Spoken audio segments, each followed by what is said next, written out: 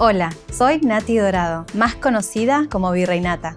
Me especializo en la técnica de tejido de amigurumi 2D. Esta técnica es una variante del tradicional amigurumi japonés.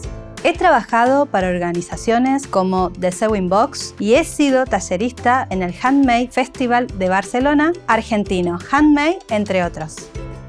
En la técnica del amigurumi encontré un espacio para plasmar mi ingenio con solo mis manos, una aguja y mi imaginación.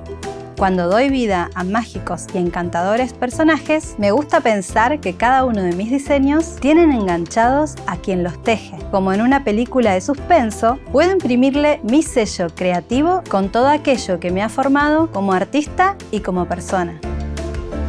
En este curso de doméstica aprenderás la técnica del amigurumi 2D para crear personajes con personalidades fantásticas.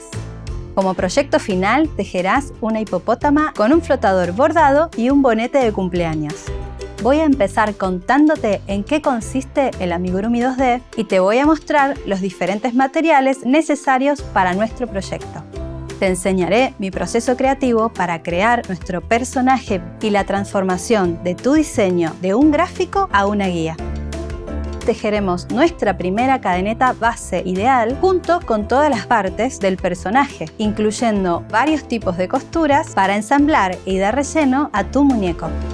Tejeremos un gorro y unos ojos con mostacillas que le darán expresión.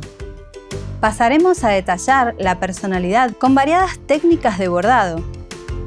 Al final de este curso sabrás crear con tus manos y sencillos materiales maravillosas piezas 2D. Para acompañarme es recomendable tener conocimientos previos de amigurumi y crochet. Necesitarás hilos, agujas, marcadores, vellón, mostacillas y algunos elementos que encontrarás fácilmente en casa. Teje desde tu imaginación, puntada a puntada, sorprendentes personajes en 2D.